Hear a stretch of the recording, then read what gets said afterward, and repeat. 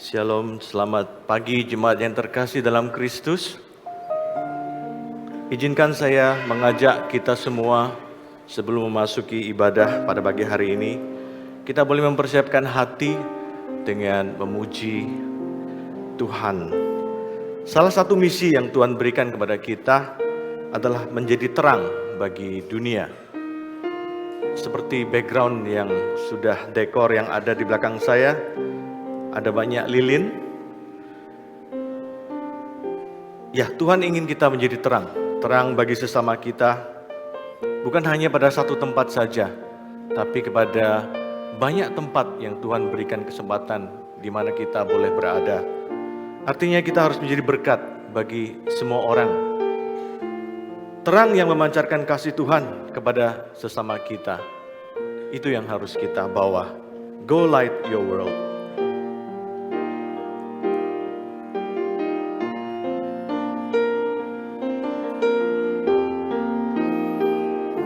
There is a candle in every soul, some brightly burning, some dark and cold.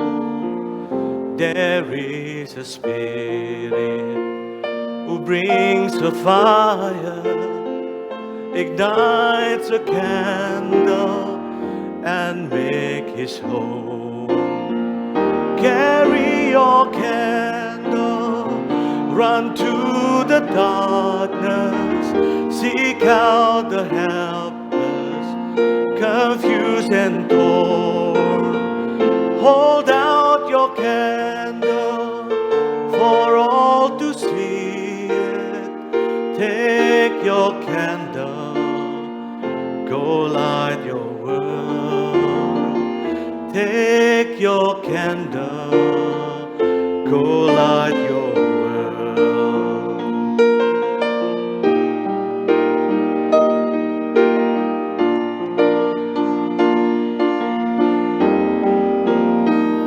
Frustrated brother, see how he's tried to light his own candle some other way. See now your sister, she's been robbed and lied to, still holds a candle without a flame. Carry your candle, run to the darkness, seek out the helpless, confused and torn. Hold out your candle for all to see it. Take your candle, go light your world. Take your candle, go light your world.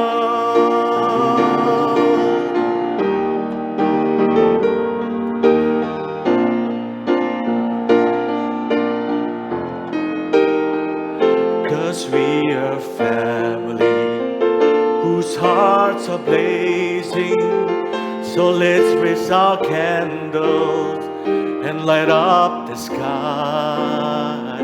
Bring to our Father in the name of Jesus. Make us a beacon in darkest time. Carry your candle, run to the darkness, seek out the hopeless, deceive and poor. Hold out your candle and all to see it. Take your candle and go light your world. Take your candle, go light your world. Carry your candle, run to the darkness, seek out the helpless, confused and torn. Hold out your candle for all to see it. Take your candle, go light your world.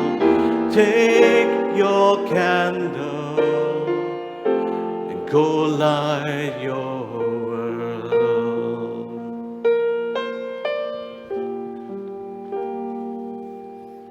Tuhan memberkati.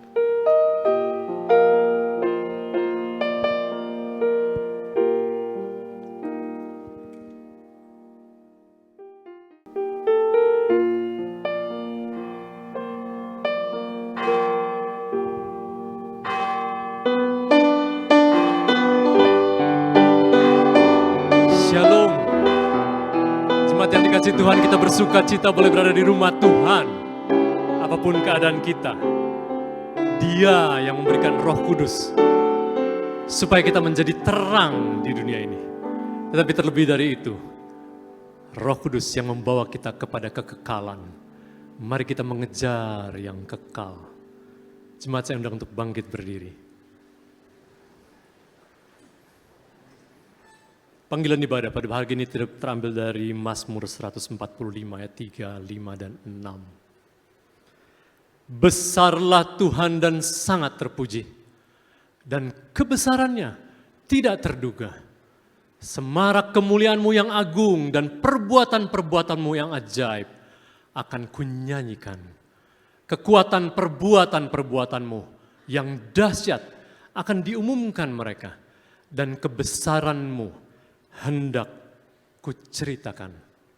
Mari kita bercerita tentang Tuhan kita yang kekal melalui puji-pujian kita. Aku percaya.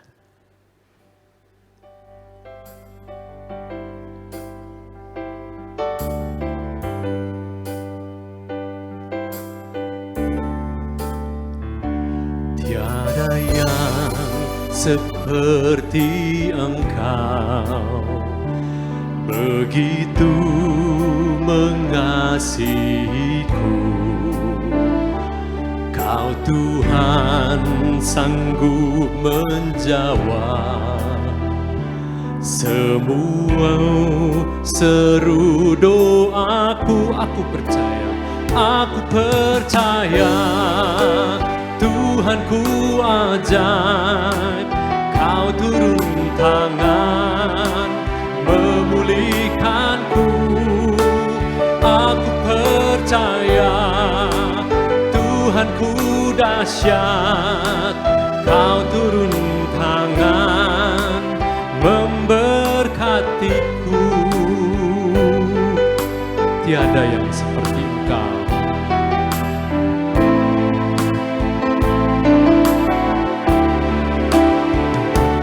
Tiada yang seperti Engkau, begitu mengasihiku.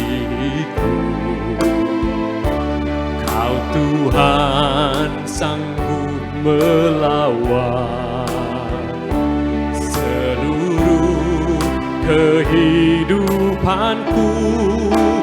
Aku percaya Tuhanku ajaib. Kau turun tangan memulihkanku. Aku percaya Tuhanku dahsyat.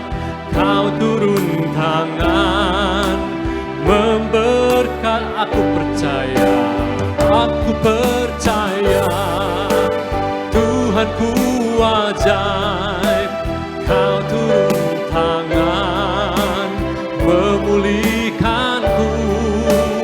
Aku percaya Tuhanku dahsyat. Kau turun tangan memberkatiku. Ku kagum hormat akan Kau. Ku kagum hormat akan Engkau. Ku kagum hormat akan Engkau. Kau Allah yang layak dipuji. Ku kagum akan Engkau. Ku kagum akan Engkau. Ku kagum hormat akan Engkau.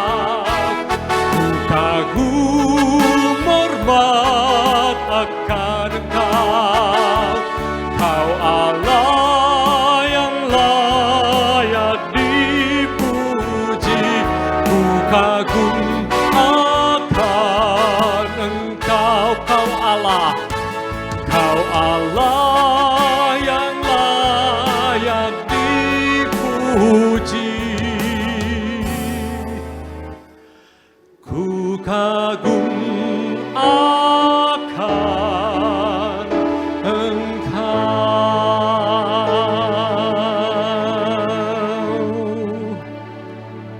Mari kita naikkan doa pujian kita.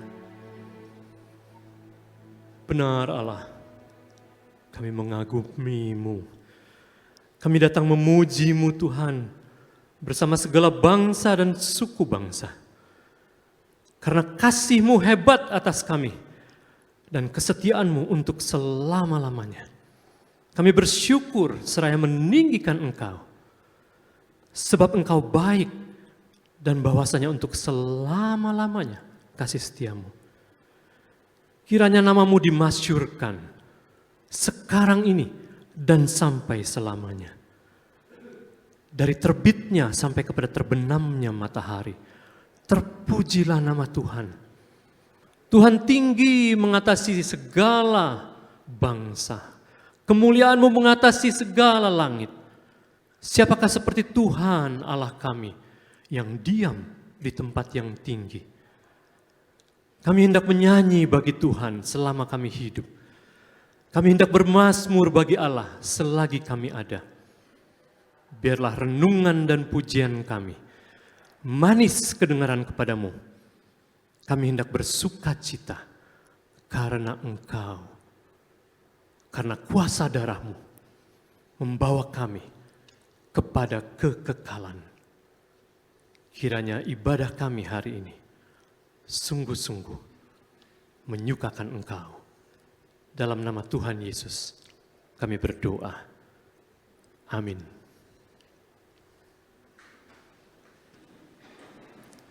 Mari kita menyanyikan Indahlah Yesus.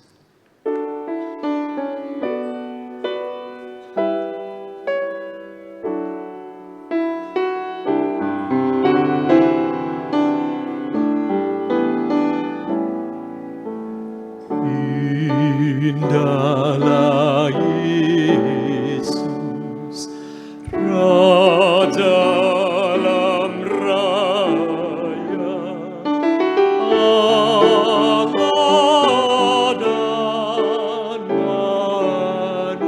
manusia. Kau ku kasihi,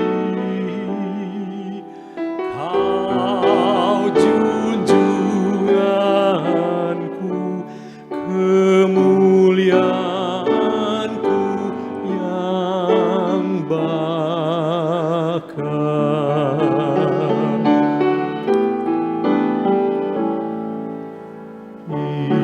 Indah terang surya, indah sinar bulan, indah bintang gemerlap. Kau lebih indah, Kau lebih cerlang di surga dan di dunia.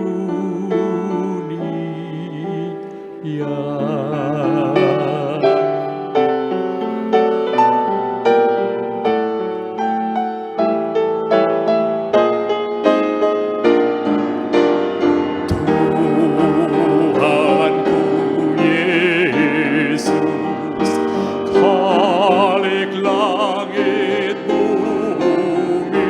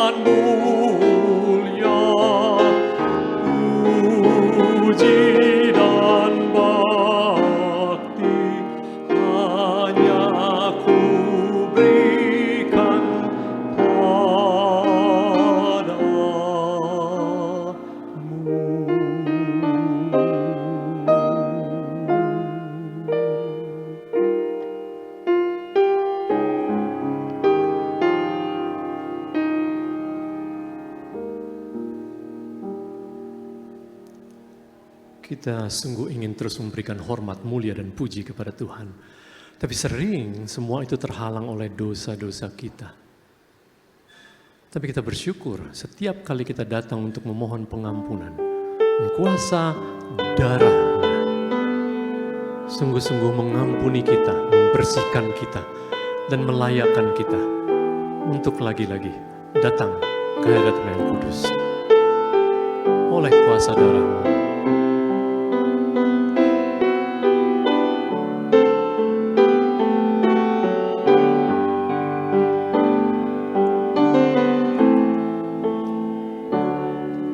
Saat ku masuk ke hadirat-Mu, bawa persembahan ke tempat kudus-Mu. Pujian ku naikkan, sembah ku berikan bagi-Mu Allah yang mulia. Kau layakkan ku menghampirimu, melihat tata kemuliaan-Mu Tuhan. Pujian ku naikkan, sembah ku berikan bagi-Mu Allah yang mulia. Darah-Mu Kau telah tebus dosaku, kekudusan-Mu melingkupiku, kasih-Mu mengalir memulihkan hidupku. Sungguh besar anugerah-Mu, Kau selamatkan hidupku. Ku menjadi ciptaan yang baru oleh kuasa darah-Mu.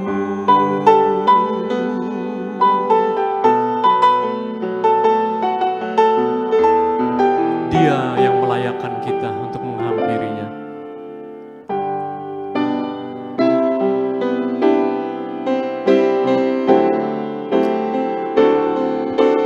Kau layakkanku menghampirimu, melihat tata kemuliaan-Mu Tuhan. Pujian ku naikkan, sembah ku berikan bagi-Mu Allah yang mulia. Oleh kuasa darah-Mu Kau telah tebus dosaku, kekudusan-Mu melingkupiku, kasih-Mu mengalir memulihkan hidupku. Sungguh besar anugerah-Mu, Kau selamatkan hidupku. Ku menjadi ciptaan yang baru oleh kuasa darah-Mu. Oleh kuasa darah-Mu Kau telah tebus dosaku, kekudusan-Mu melingkupiku, kasih-Mu mengalir memulihkan hidupku. Sungguh besar anugerah-Mu, Kau selamatkan hidupku. Ku menjadi ciptaan yang baru oleh kuasa darah-Mu.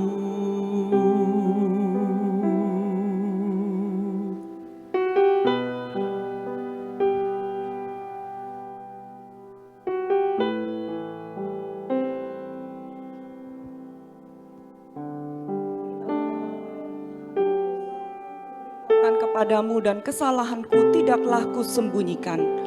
Aku berkata, aku akan mengaku kepada Tuhan pelanggaran-pelanggaranku, dan Engkau mengampuni kesalahan karena dosaku. Mari kita secara pribadi berdoa di hadapan Tuhan. Kita membuka hati kita kepadanya.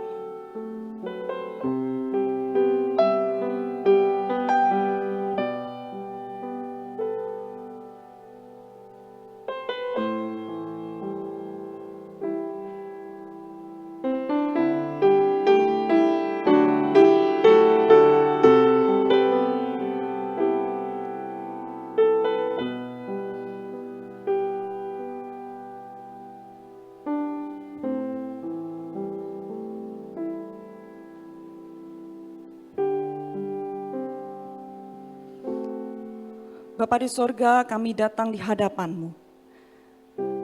Kami yang manusia berdosa dan fana ini merasakan berada di tengah keindahan, kasih dan juga kemuliaan Tuhan. Lewat puji-pujian kami, lewat pengalaman iman rohani kami, dan juga lewat banyak pengalaman yang Tuhan anugerahkan di luar pemikiran kami. Engkau sesungguhnya memberikan kepada kami dan Engkau menetapkan kami untuk kekekalan. Tetapi kami melihat dan belajar dari kehidupan kami yang berdosa ini, apa artinya sesuatu yang rusak, apa artinya sesuatu yang bisa hilang dan punah, apa artinya sesuatu yang menderita, apa artinya sesuatu yang kami tidak ingin jalani di dalam kekekalan. Dan oleh karena itulah betapa berharganya Engkau menolong kami untuk boleh dilebaskan dari konsekuensi dosa. Karena itu membuat kami menderita, karena itu membuat kami melihat kesementaraan dan ingin mencapai sesuatu yang lebih mulia lagi.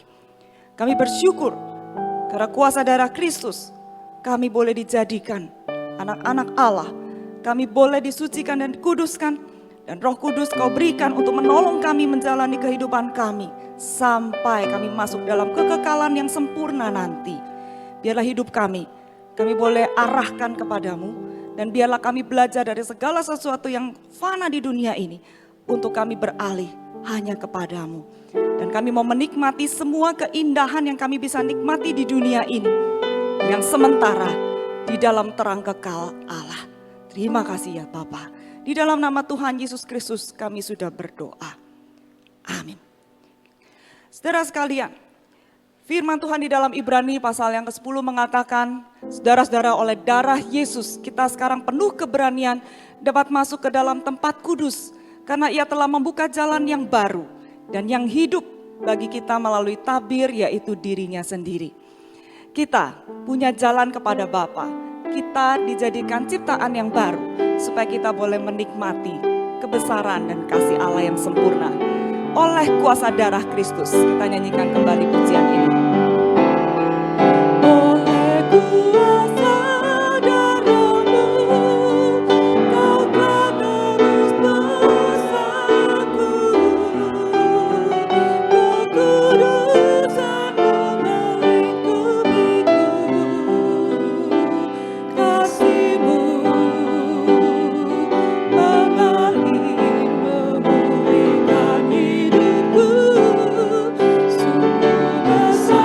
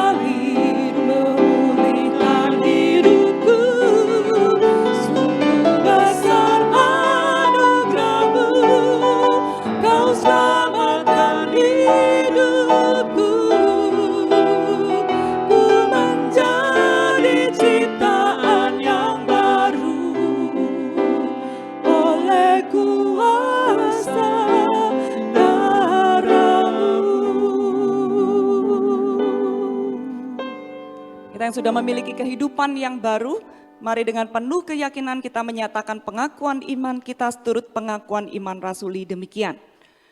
Aku percaya kepada Allah, Bapa yang Maha Kuasa, Khalik langit dan bumi, dan kepada Yesus Kristus, anaknya yang tunggal Tuhan kita, yang dikandung dari Roh Kudus, lahir dari anak darah Maria, yang menderita sengsara di bawah pemerintahan Pontius Pilatus, disalibkan, mati dan dikuburkan, turun ke dalam kerajaan maut. Pada hari yang ketiga, bangkit dari antara orang mati, naik ke sorga, duduk di sebelah kanan Allah, Bapa yang Maha Kuasa. Dan dari sana ia akan datang untuk menghakimi orang yang hidup dan yang mati.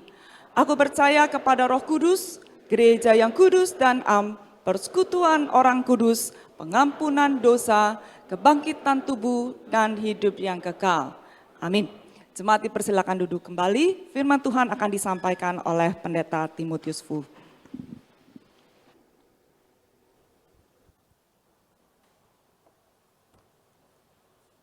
Shalom saudara sekalian. Sungguh bersuka cita melihat begitu banyak saudara-saudari boleh beribadah secara onsite di gedung gereja. Saya juga menyapa saudara-saudari yang terpaksa beribadah secara online. Kalau minggu depan sudah tidak terpaksa, minggu depan mari kembali ke gereja, kita bersama-sama beribadah secara onsite. Hari ini kita akan belajar satu tema, yaitu mengejar yang kekal. Sebelum kita membaca Alkitab, mari kita berdoa terlebih dahulu. Bapa kami di surga, kami mengucapkan syukur dan terima kasih.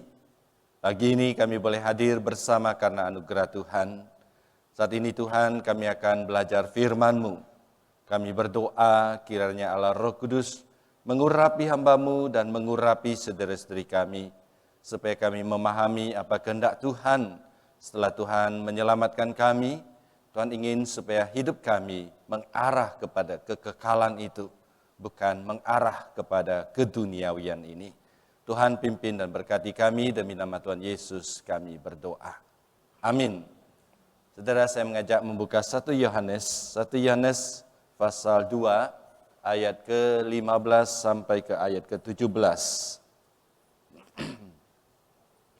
Surat 1 Yohanes pasal kedua, ayat ke-15 sampai 17. Kalau sudah mendapatkan, saya akan bacakan untuk saudara sekalian. Firman Allah berkata demikian. Janganlah kamu mengasihi dunia dan apa yang ada di dalamnya. Jikalau orang mengasihi dunia, maka kasih akan Bapa tidak ada di dalam orang itu. Sebab semua yang ada di dalam dunia, yaitu keinginan daging dan keinginan mata, serta keangkuhan hidup, bukanlah berasal dari Bapa, melainkan dari dunia. Dan dunia ini sedang lenyap dengan keinginannya, tapi orang yang melakukan kehendak Allah tetap hidup selama-lamanya. Sampai di sini kita membaca Alkitab. Saudara sekalian, ada cerita dua anak yang diberi perintah yang sama oleh ibu masing-masing. Perintahnya adalah, nak, hari ini kalian ke sekolah, kamu tidak boleh jajan di sekolah. Nah, setelah pulang, maka kedua anak ini ditanya oleh masing-masing mamanya. Apakah hari ini kamu jajan di sekolah? Jawabannya sama, tidak. Meskipun jawabannya sama, tapi kondisi mereka berdua berbeda. Anak pertama tidak punya uang jajan dan di sekolah tidak ada kantin. Jadi dia tidak punya kesempatan dan dia tidak bisa jajan. Tapi anak kedua berbeda. Anak kedua punya uang jajan, ada uang di kantong. Kemudian di sekolah ada kantin. Di sana banyak sekali jualan makanan. Dan semua temannya pergi belanja atau jajan, saudara sekalian. Jadi waktu dia ikut temannya mau jajan, dia ingat pesan mamanya. Nah, hari ini kamu tidak boleh jajan. Akhirnya dia urungkan niatnya, dia tidak jajan karena dia taat kepada pesan mamanya. Saudara, sama-sama taat. Tapi ketaatan mana? Ketaatan anak keberapa yang lebih tinggi? Saya percaya saudara setuju dengan saya, ketaatan itu adalah ketaatan anak kedua lebih tinggi. Dia punya kesempatan, dia punya kemampuan, dia punya teman, tapi dia urungkan niatnya, dia pilih taat kepada mamanya. Saudara, kondisi anak kedua itu sama dengan konteks pembaca surat 1 Yohanes kita pada hari ini. Pembaca surat Yohanes hidup dalam masyarakat yang penuh dengan kegelapan. Masyarakat pada waktu itu bermental bobrok. Moral mereka bobrok. Mereka hidup mengumbar hawa nafsu. Mereka hidup dalam berbagai kelakuan yang jahat. Mereka hidup dalam ketamakan. Orang-orang sekitar itu mengumbar hawa nafsu, bahkan melanggar hak asasi manusia. Bahkan pemerintah pada waktu itu adalah pemerintah yang korup. Pemerintah yang menjalankan atau menerima suap. Dalam kondisi demikian, saudara sekalian, pembaca surat 1 Yohanes sama seperti anak kedua itu. Mereka juga adalah orang yang mampu berbuat dosa meskipun mereka sudah percaya kepada Yesus Kristus. Mereka punya kesempatan berbuat dosa karena dosa di mana-mana mereka keluar adalah masyarakat yang gelap. Dan mereka hidup di dalam lingkungan yang penuh dengan orang yang berbuat dosa. Dalam kondisi seperti itu, saudara sekalian, firman Tuhan datang kepada mereka dan perintah Allah jelas. Jangan mengikuti cara hidup dunia di sekitar kamu. Yang kalau dipakai dalam bahasa Alkitab sekarang, jangan kamu mencintai dunia ini. Janganlah kamu mencintai dunia ini. Saudara sekalian, janganlah kamu mengasihi dunia dan apa yang ada di dalamnya. Kata kuncinya adalah kata dunia. Dalam bahasa Yunani, kata itu adalah kosmos. Saudara, kata kosmos bisa berarti dua hal. Yang pertama adalah bumi tempat kita tinggal. Itu kosmos. Tapi yang kedua juga bisa berarti keduniawian. Kalau saudara membaca surat 1, 2, 3 Yohanes, dan kemudian membaca Injil Yohanes, itu adalah kata yang favorit bagi penulis atau Rasul Yohanes. Di dalam Injil Yohanes, surat 1, 2, 3 Yohanes, kata kosmos ini keluar terus. Dan selalu merujuk kepada dua hal ini. Yang pertama, dunia tempat kita tinggal. Ketika Allah berkata, Yohanes pasal 3 ayat 16, begitu besar kasih Allah akan dunia ini. Itu kosmos. Nah, saudara sekalian, tapi di sini penulis mengatakan jangan mengasihi kosmos ini. Jadi kosmos ini punya dua makna. Ketika Allah berkata Allah mengasihi kosmos ini, berarti Allah mengasihi dunia ini ciptaannya, bumi ini ciptaannya, dan lebih penting adalah orang yang tinggal di dalam dunia ini. Allah kasihi dan Allah mengutus putranya menjadi juru selamat. Jadi saudara sekalian, kosmos di dalam 1 Yohanes pasal 2 ayat 15 ini kita tafsirkan menjadi keduniawian. Janganlah kamu hidup di dalam keduniawian karena kamu adalah ciptaan baru di dalam Yesus Kristus. Kemudian ayat 16 merangkum kepada kita apa itu keduniawian. Ada 3 wujud keduniawian. Yang pertama adalah keinginan daging. Keinginan daging ini adalah nafsu yang tidak terkendalikan. Saudara sekalian, setiap kita diciptakan punya nafsu.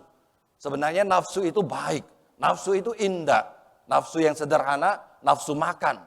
Nah saudara, kalau saudara tidak punya nafsu makan, berbahaya saudara sekalian. Kalau sudah 3 hari 3 malam tidak ada nafsu makan, saudara alamat masuk ICU. Nah saudara, kita punya nafsu. Nafsu itu baik. Tapi kalau nafsu itu dipakai di luar kendali, sehingga kita menjadi budak nafsu, itu namanya keinginan daging. Contoh lain adalah nafsu seks. Seksualitas itu adalah suci, indah, dan berkat dari Tuhan. Tapi Tuhan memberikan koridor, memberikan pagar kepada kita. Sehingga seksualitas itu hanya dapat dipakai di dalam koridor pernikahan. Di dalam pernikahan, seksualitas adalah berkat indah dan suci.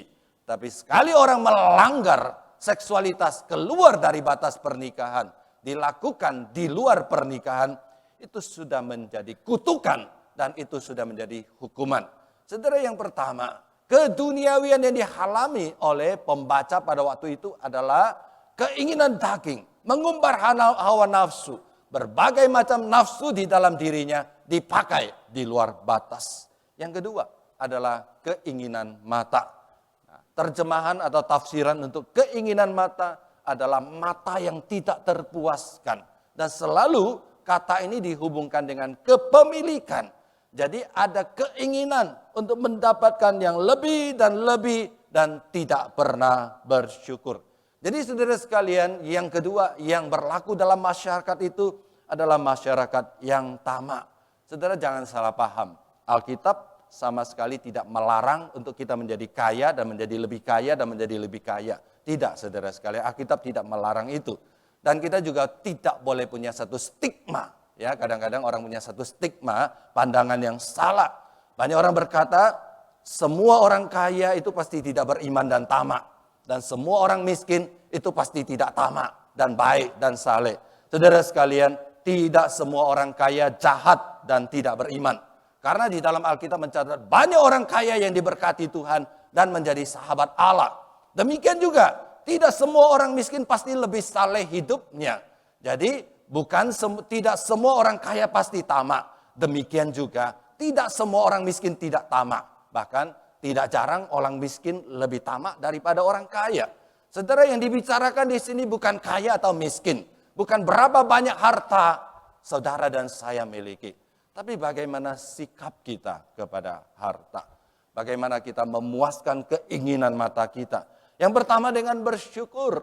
Yang kedua dengan kesediaan berbagi dengan orang-orang yang membutuhkan. Dan ketiga, kesediaan kita untuk taat hukum. Karena orang yang tamak tidak peduli dengan hukum. Melabrak segala hukum untuk mendapatkan apa yang dia inginkan. Yang ketiga, keinginan daging atau keduniawian adalah keangkuhan hidup. Jadi Alkitab berkata, janganlah kamu mengasihi dunia dengan apa yang ada di dalamnya. Apa yang ada di dalamnya itu merujuk kepada kepemilikan, properti, harta yang dimiliki masyarakat pada waktu itu. Jadi keangkuhan hidup itu ditafsirkan sebagai orang yang terlalu membanggakan apa yang dimiliki. Kemudian saking bangganya maka dia mengandalkan apa yang dimiliki hidupnya sehingga tidak lagi mengandalkan Tuhan. Dengan kata lain, keangkuhan hidup telah menempatkan materi, jabatan, posisi, relasi lebih tinggi daripada Tuhan di dalam hatinya. Sehingga dia lebih percaya kepada semua itu daripada kepada Tuhan. Saudara sekalian, saya percaya, saya mengamati bahwa kondisi pembaca surat 1 Yohanes juga relevan dengan kondisi kita pada hari ini.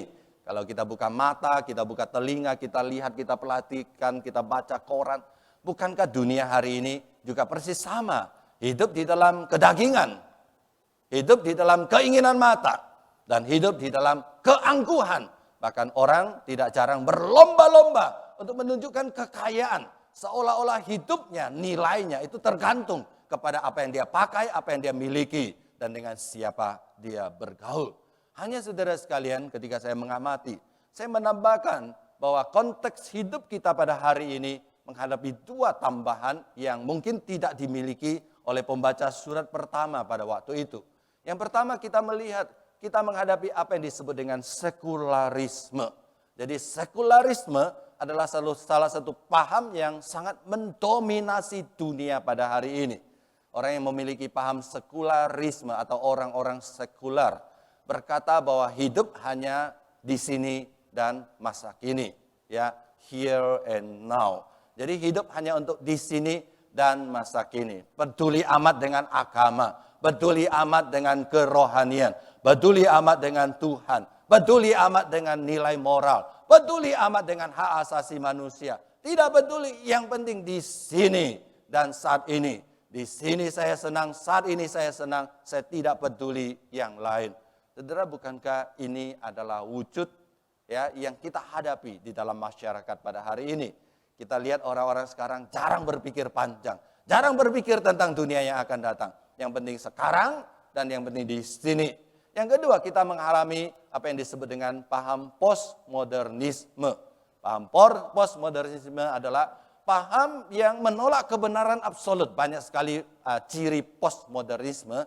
Tapi kalau berhubungan dengan keagamaan, salah satunya adalah dia menolak. Paham ini menolak segala sesuatu yang bersifat absolut. Jadi segala sesuatu itu tidak absolut. Sebenarnya kalau kita mau menyangka itu gampang ya. Ketika dia mengatakan tidak ada yang absolut, maka kalimat itu juga tidak absolut, saudara sekalian ya. Jadi ada absolut di dalam dunia ini. Tapi orang yang menganut paham ini tidak mau peduli. Jadi mereka mengatakan, oke, Alkitab benar, Alkitab bagus, tapi itu untuk kamu. Bagi saya belum tentu benar. Jadi moral itu bagus ya. Nikah di luar seks itu dosa, itu bagi kamu. Tapi bagi saya itu oke. Jadi tidak absolut, saudara sekalian. Menghadapi lingkungan seperti ini, kondisi seperti ini. Maka Alkitab berkata kepada kita, supaya kita tidak menuruti mereka. Saudara, saya simpulkan hidup masyarakat pada hari ini. Tidak peduli kepada Tuhan. Tidak peduli kepada nilai moral. Tidak peduli kepada kebenaran. Tidak peduli kepada agama. Tidak peduli kepada hal-hal yang bersifat moral. Hasilnya saudara sekalian kita melihat sebenarnya zaman ini adalah zaman di mana orang tidak bermoral. Saudara baca Alkitab sepanjang sejarah selalu ada cerita tentang tidak bermoral. Tapi sesuai dengan apa yang Yesus katakan. Semakin menjelang akhir zaman, semakin menjelang kiamatnya dunia ini, maka moral itu akan semakin bobrok. Manusia akan semakin mencintai diri sendiri. Manusia akan tidak peduli kepada agama. Bahkan manusia akan membanggakan dosa-dosanya. Saudara, itulah masyarakat kita. Saudara sekalian, kondisi tidak bermoral membuat kita kadang-kadang membaca berita, melihat kondisi, kita geleng-geleng kepala. Ya, beberapa waktu yang lalu, polisi di Jawa Timur menangkap beberapa orang. Saudara tahu kesalahannya apa? Mereka bawa naik perahu di samping jembatan Suramadu, Surabaya, Madura. Ada tiang-tiang besar, mereka menyelam. Lalu mereka buka baut di dalam itu, tiang besar itu. Saudara sekalian, ini orang seperti apa ya? Bautnya besar-besar, kiloan itu lumayan saudara sekalian. Demi dapat besi kiloan, dia tidak peduli kalau jembatan itu roboh. Ribuan orang meninggal, itu tidak peduli. Saudara sekalian, orang seperti apa ini? Kita geleng-geleng kepala, ya. Belum lagi ditangkap, ada orang ditangkap karena mencuri besi, ya bukan besi biasa. Besi rel kereta api dicuri, saudara sekalian. Kalau keretanya celaka, nggak masalah. Mungkin dia dapat cuan lagi, saudara sekalian. Kalau tabrak di sana, dia bisa ya merampok di sana, merampas di sana. Belum lagi kita baca, orang mencampur makanan dengan boraks, dengan racun, saudara sekalian. Itulah contoh orang immoral yang hidup di sekitar kita. Mereka tidak peduli kemanusiaan, mereka tidak takut kepada Tuhan, dan mereka tidak takut kepada siapapun juga. Saudara, kisah di atas adalah kisah immoral yang kelihatan dan terungkap dan tertangkap. Tapi kalau kita mau jujur, immoralitas kehidupan kita masa kini jauh melebihi semua itu. Itu cuma sedikit saja puncak gunung es. Di bawahnya saudara sekalian, immoralitas itu luar biasa. Nah, kita berbicara tentang dosa immoral yang sembunyi-sembunyi. Berapa banyak orang terikat, terkecanduan pornografi. Berapa banyak perselingkuhan terjadi. Ya, pornografi, perselingkuhan itu selalu diam-diam, sembunyi-sembunyi. Berapa orang terlibat di dalam penipuan, korupsi, kehidupan yang tidak benar. Memperlakukan sesama dengan tidak benar. Nah, saudara sekalian, sekarang orang kalau menikah sejenis di negara-negara tertentu, itu sudah tidak malu-malu, bahkan berani mengumumkan. Bahkan ada pesta pernikahan segala, dan orang menghadiri, mengucapkan selamat. Saudara sekalian, itu adalah dosa. Jadi Yesus mengatakan dengan benar, pada akhir zaman, orang tidak akan malu-malu melakukan dosa, bahkan akan membanggakan dosanya. Saudara sekalian, itulah dunia kita. Dan itulah yang kita hadapi. Dan sekarang perintah Allah dengan jelas berkata kepada kita, jangan mengasihi dunia dan apa yang ada di dalamnya. Bahasa sederhananya saudara sekalian, kamu anak Tuhan, saya anak Tuhan. Kita bersama sudah ditebus dengan darah Yesus Kristus. Kita sudah memiliki kehidupan baru. Hidup yang baru, hidup yang kekal. Yang diberikan oleh Roh Kudus di dalam hati kita.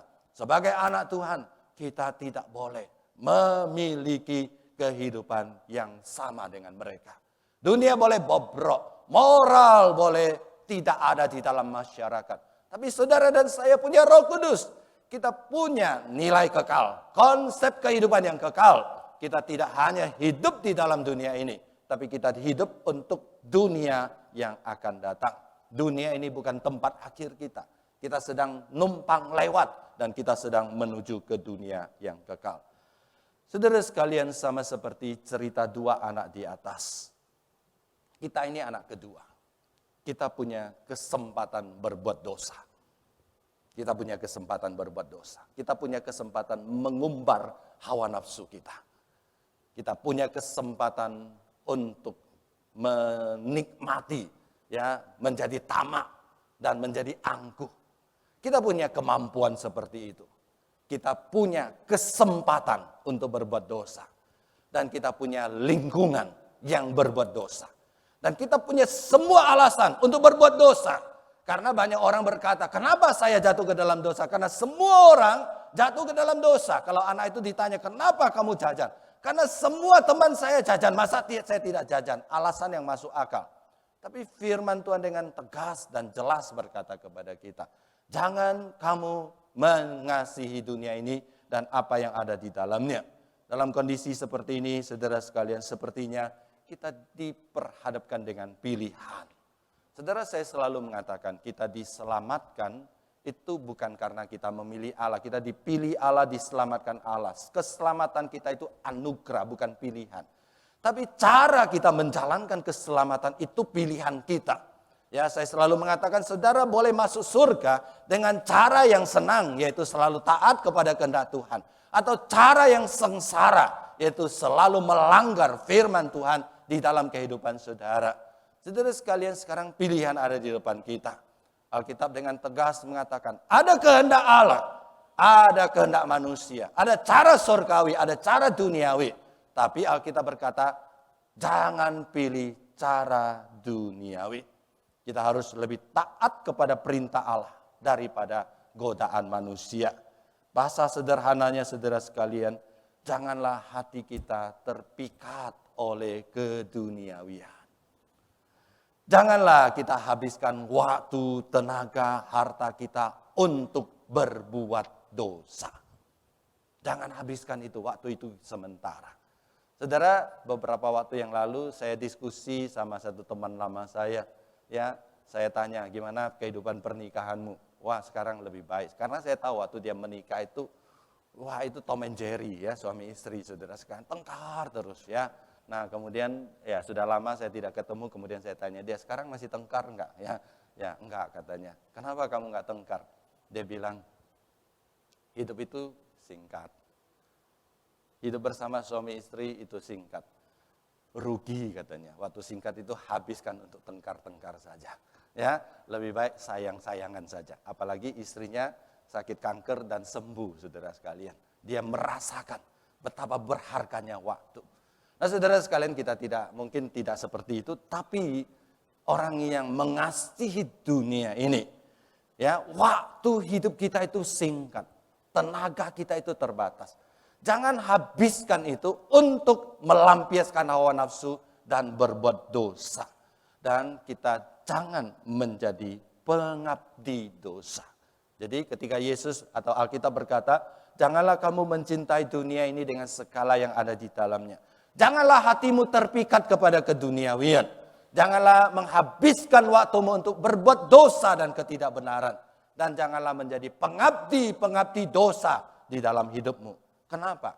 Karena Alkitab juga memberikan kita dua jawaban.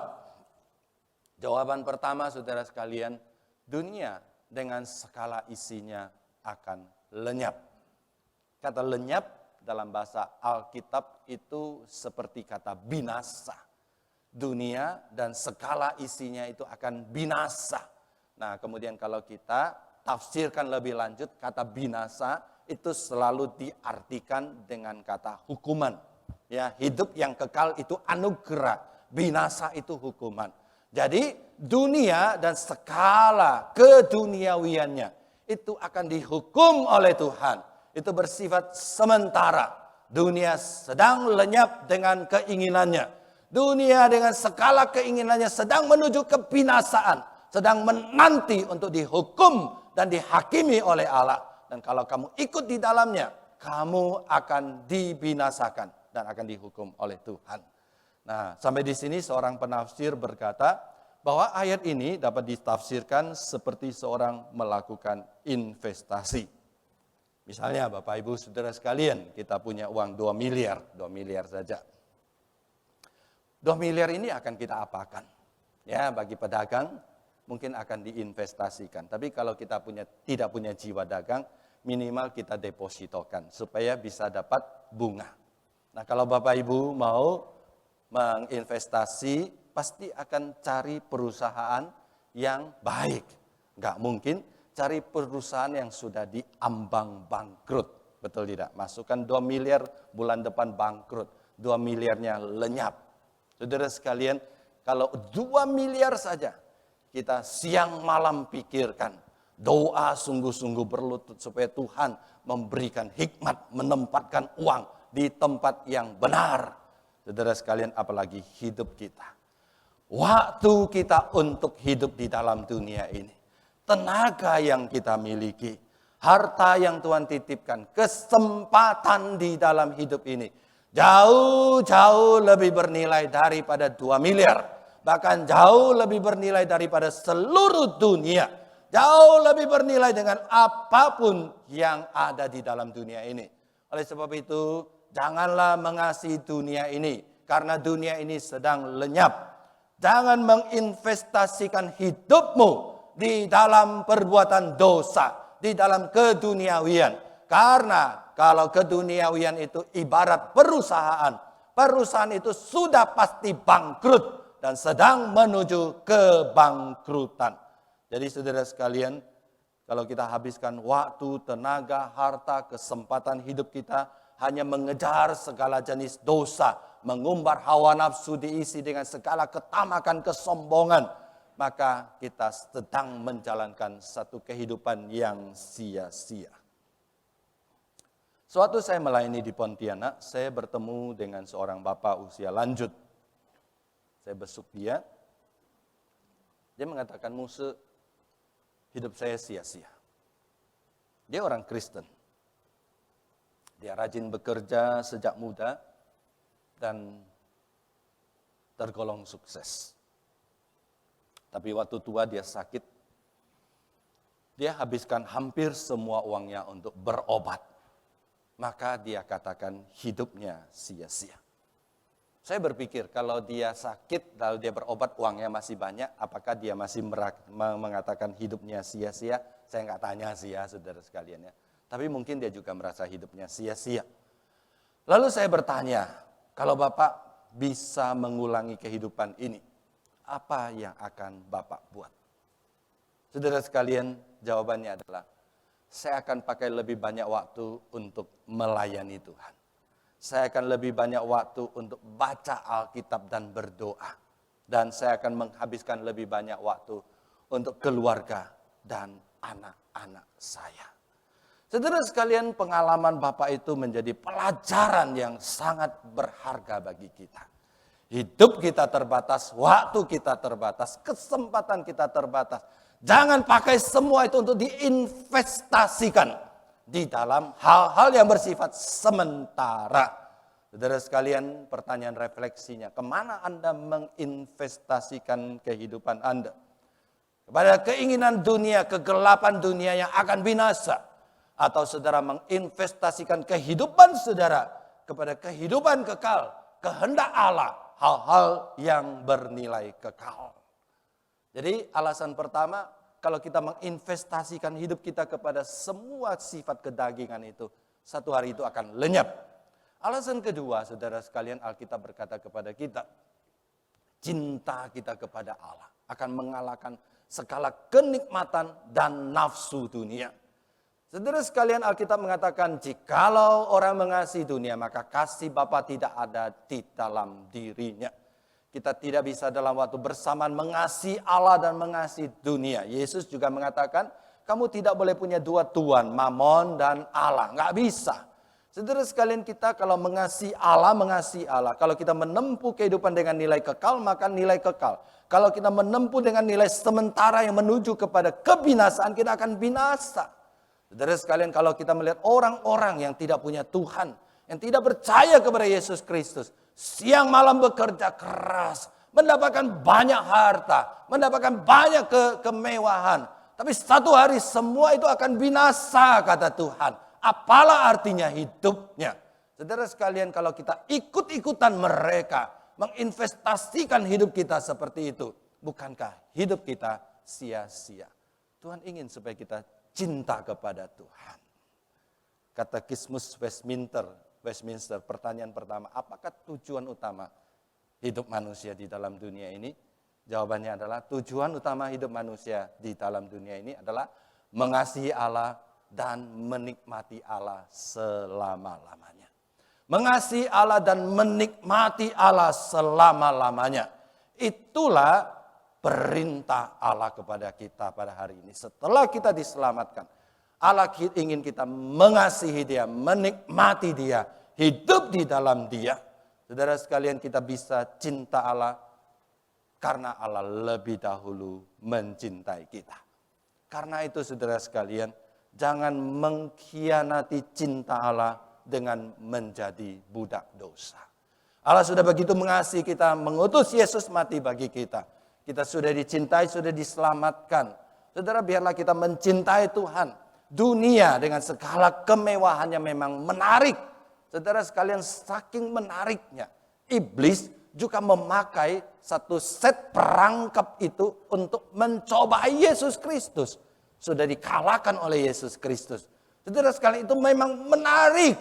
Tapi Alkitab mengatakan biarlah cinta kita kepada Allah itu mengalahkan dan menaklukkan segala ketertarikan kita kepada dosa dan segala keinginan duniawi ini. Sehingga kita berlari kepada Allah, hidup di dalam kekekalan. Saudara sekalian, Alkitab mengatakan jika kita mengasihi dunia, kasih akan Bapa tidak ada di dalam hati kita. Dalam konteks 1 Yohanes, surat 1 Yohanes, apa artinya mengasihi Allah? Konteks surat 1 Yohanes berkata, mengasihi Allah itu sama seperti menjalankan hidup di dalam terang. Hidup di dalam terang. Dikatakan orang yang mencintai dunia adalah orang-orang gelap yang hidup di dalam kegelapan. Orang-orang yang mencintai Bapa adalah orang-orang yang meninggalkan kegelapan dan masuk ke dalam kehidupan yang terang. Dengan kata lain, saudara sekalian, Alkitab memberikan satu ultimatum yang jelas kepada kita. Kalau kamu cinta Tuhan, buktikan cintamu kepada Tuhan. Jangan hanya omong di mulut saja. Bagaimana kamu bisa membuktikan kamu mencintai Tuhan? Yaitu kamu tinggalkan kegelapan dan masuk ke dalam terang. Menjalankan kehidupan yang terang. Jadi kalau saudara masih seperti dunia yang hidup di dalam kebobrokan moral. Yang tidak mempedulikan Allah, yang tidak mempedulikan apapun juga. Lalu saudara katakan saudara cinta Tuhan. Bohong saudara sekalian. Saudara katakan saudara cinta Tuhan. Saudara sedang menipu Allah dan menipu diri sendiri. Tapi kalau saudara mengatakan aku cinta Tuhan, aku anak Tuhan. Kasihku kepada Tuhan akan mengalahkan segala kemewahan dan kenikmatan dosa di dalam dunia ini. Aku akan mengejar Tuhan, mengasihi Tuhan dan hidup di dalam kekekalan. Saudara sekalian, mengasihi Tuhan dan hidup di dalam terang. Dalam konteks surat 1 Yohanes menarik sekali. Surat 1 Yohanes mengatakan, jika kamu tidak mengasihi orang, saudara-saudari yang dapat kelihatan dengan mata, omong kosong kamu katakan kamu cinta Tuhan. Saudara, ini satu aplikasi yang luar biasa. Bagaimana kita membuktikan kita mengasihi Tuhan? Dengan mengasihi sesama kita. Saudara pulang baca surat 1 Yohanes. Kamu mengatakan aku mengasihi Tuhan, tapi saudara yang ada di depan kamu tidak mengasihi dia. Kamu sedang berbohong kepada Tuhan. Saudara sekalian, karena itu, apa artinya mengejar kekekalan? Satu aplikasi yang sangat-sangat nyata. Hidup di dalam terang, mengejar kekekalan. Mengejar kekekalan artinya kita membalikkan kehidupan keduniawian. Kita tidak lagi memakai potensi diri untuk memuaskan hawa nafsu. Tapi segala potensi kita pakai dalam koridor kehendak Allah untuk memuliakan Allah. Kita tidak hanya memakai mata kita untuk melihat kebutuhan diri dan menjadi orang yang tamak. Tapi kita pakai mata kita untuk melihat dunia dan melihat siapa yang harus kita bantu dan menjadi penyalur berkat. Kita tidak lagi memakai alat, semua yang kita miliki, potensi kita, semua yang kita miliki sebagai alat untuk menyombongkan diri. Tapi kita pakai semua itu untuk menjadi saluran berkat kepada sesama dan menjadi berkat. Hidup mengejar yang kekal. Hidup sebagai seorang anak terang. Kita pakai satu kekuatan satu. Ya, the power of one, kekuatan satu. Kalau setiap hari kita pikirkan satu hal, apakah yang membuat saya memuliakan Allah? Bukan mempermalukan Allah. Setiap hari kita pikirkan satu perbuatan, apakah yang menjadi berkat bagi sesama, bukan menyusahkan atau membuat sedih sesama. Setiap hari kita pikirkan satu perkataan yang membangun sesama, bukan menjatuhkan atau melemahkan semangat sesama. Dalam satu hari kita pikirkan satu pemberian apakah yang bisa meringankan beban sesama, yang membuat sesama kita bersuka cita dan berbahagia. Bukan menjadi beban bagi sesama. Saudara, itulah hidup anak terang. Kita sedang menginvestasikan di dalam kehidupan yang kekal. Konteks surat 1 Yohanes. Mengasihi Allah diwujudkan dengan mengasihi saudara seiman yang kelihatan di atas bumi ini. Jadi saudara, kalau kita berbuat baik, berkata baik kepada sesama, memberikan pemberian yang baik kepada sesama demi nama Tuhan, itulah kita sedang menginvestasi kepada kekekalan. Mari kita berdoa. Kiranya Allah menolong kami supaya kami seperti perintah dari Alkitab, tidak terpikat kepada dunia dengan segala kemewahan dan godaan dosa. Tapi kami hidup mengejar yang kekal itu. Dengan hidup di dalam terang, melawan dosa, dan menjadi berkat bagi sesama, memuliakan Allah. Demi nama Tuhan Yesus kami berdoa. Amin.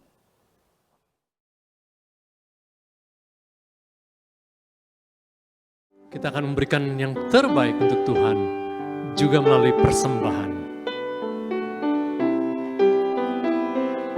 Aku mengasihi Engkau, Yesus.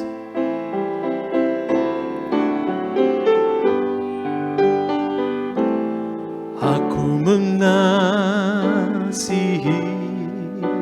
Engkau, Yesus, dengan segenap hatiku. Aku mengasihi Engkau, Yesus, dengan segenap jiwaku. Ku renungkan firman-Mu siang dan malam, mendengar perintah-Mu dan ku lakukan. Engkau tahu ya Tuhan, tujuan hidupku hanyalah untuk menyenangkan hati-Mu.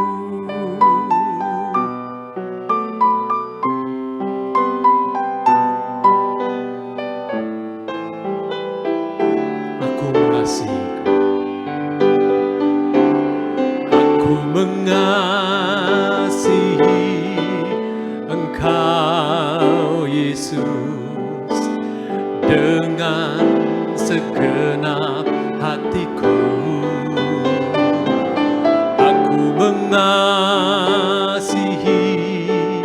Engkau, Yesus, dengan segenap jiwaku. Ku renungkan firman-Mu siang dan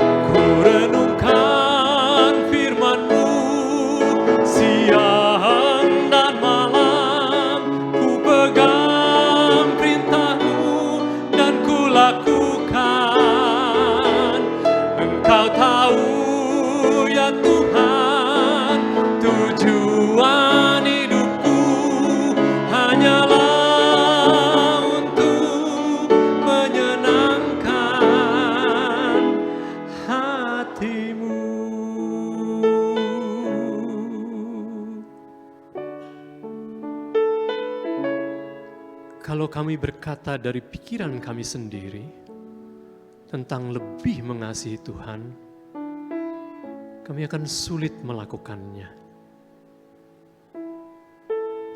Tapi jikalau Engkau memberi kami hati yang baru, dan Roh Kudus terus memampukan kami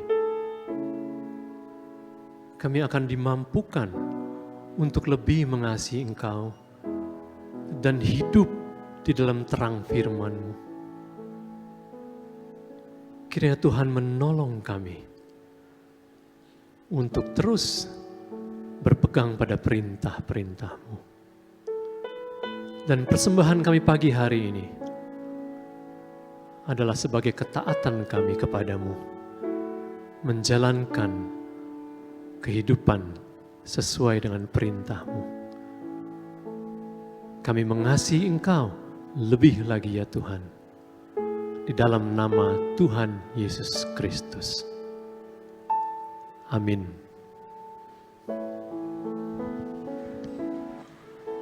Sering ku tak mengerti jalan-jalan-Mu Tuhan, bagai di belantara. Shalom jemaat yang terkasih, dan selamat menikmati hari Sabat bersama Tuhan dan keluarga. Mari kita mendukung dalam doa untuk pelaksanaan sakramen baptisan dewasa dan sidi pada kebaktian umum yang kedua dan baptisan anak pada kebaktian umum yang ketiga tanggal 20 November. Pendaftaran untuk baptisan anak dapat menghubungi Tata Usaha Gereja dan akan ditutup hari ini. Berikut kami infokan kegiatan gereja. Kau ingini agar hidupku puaskan hatimu. Bagimu aku rela sepenuh hati menghamba, serahkan diri genapi karyamu.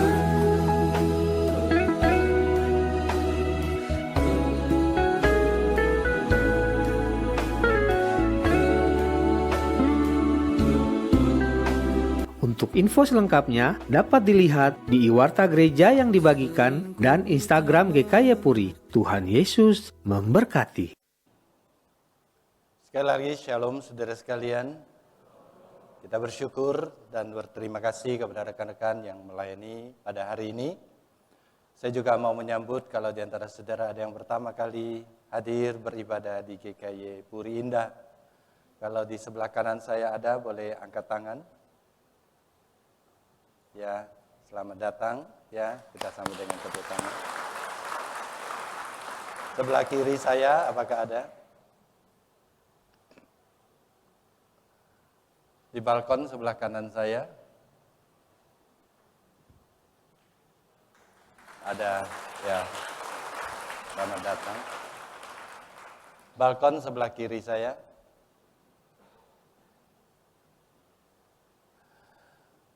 Ya, sebagian besar kita adalah anggota lama ya. Kita ucapkan selamat datang juga kepada saudara beribadah. Kita berdiri dan memberi salam ya kepada saudara di sekitar kita.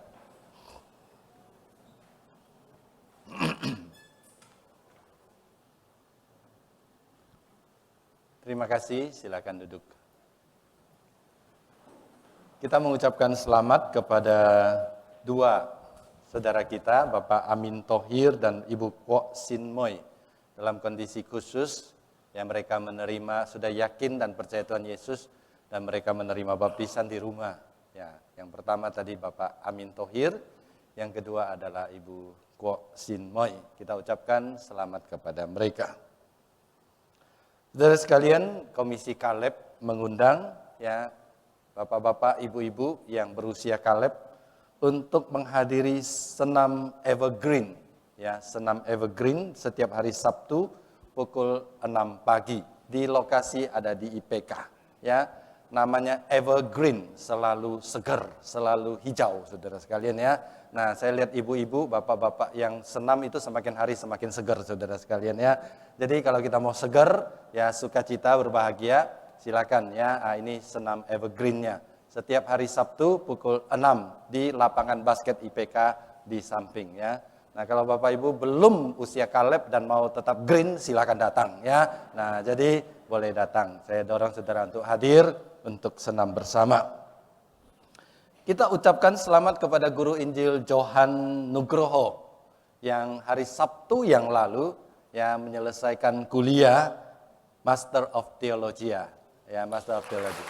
Ya. Ya, senyum MTH beda dengan senyum beda lain ya, saudara sekalian ya. Ya. Tapi ini adalah anugerah Tuhan, ya bersyukur kepada Tuhan. Kita ucapkan selamat kepada Pak Johan. Kita juga ucapkan selamat kepada keluarga ya Evangelis Jonathan Prasetya dan Evangelis Deborah yang dikaruniai seorang putri bernama Ruth Evangelia Prasetya 31 Oktober kemarin. Ya, Ruth juga adalah cucu dari Pak Beni Haryanto dan Ibu Inawati Kosasi. Ya, kita juga ucapkan selamat kepada keluarga yang berbahagia hari ini. Ya, ini. Kita juga mengucapkan turut berduka cita atas meninggal dunia dengan tenang Ibu Kartini ya pada tanggal 31 Oktober kemarin usia 95 tahun. Almarhumah adalah mama dari Bapak Cendra Laman, mama mertua dari Ibu Erwi Liao. Jenazah telah dikremasi tanggal 4 November kemarin. Tuhan memberikan kekuatan dan penghiburan kepada keluarga duka.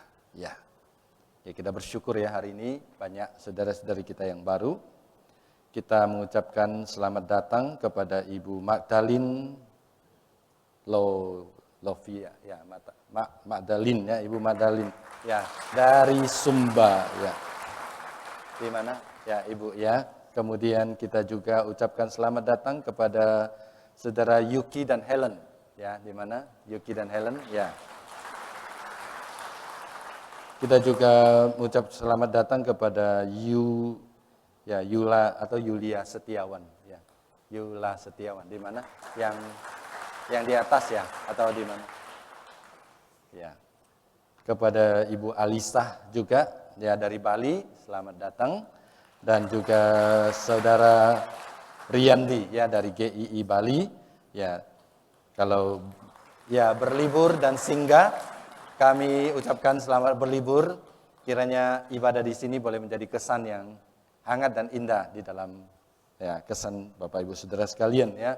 Kalau Bapak Ibu menetap di daerah sekitar sini dan ya ingin beribadah secara tetap di tempat ini, kami juga ucapkan selamat datang dan selamat beribadah bergabung dengan GKY Puri Indah. Demikian saudara sekalian, saya undang saudara berdiri.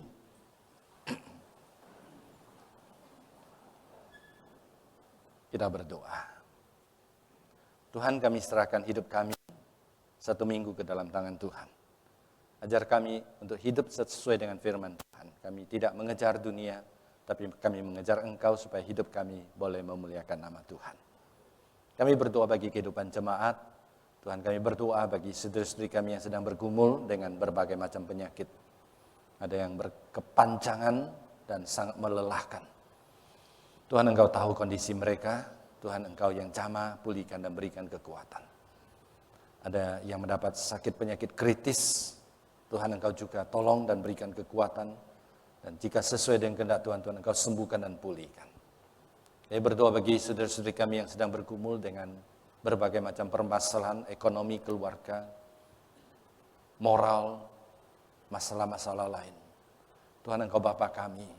Kami serahkan diri kami, keluarga kami ke dalam tangan Tuhan. Tuhan, tolong kami supaya kami hidup dekat dengan Engkau. Dapat kekuatan untuk memuliakan nama-Mu. Terima kasih Tuhan. Demi nama Tuhan Yesus kami berdoa. Amin. Kita kembalikan pujian dan hormat tertinggi kepada Allah di surga. Puji Allah Bapa Putra. Puji Allah Roh Kudus. Ketikanya yang Esa. Oh, selamat sumber berkah.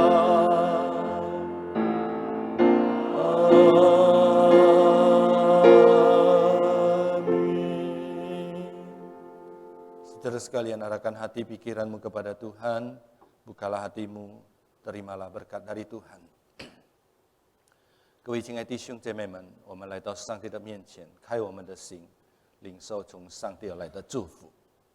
但愿我主耶稣基督的恩惠、上帝的慈爱、圣灵的帮助，常与弟兄姐妹们同在，从今时直到永永远远。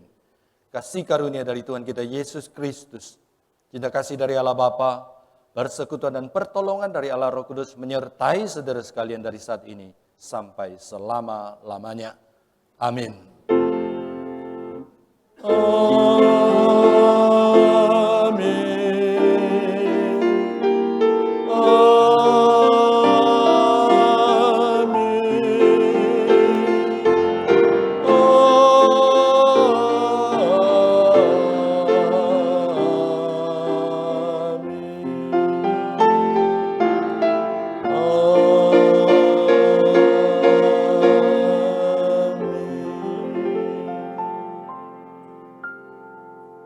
Silakan duduk.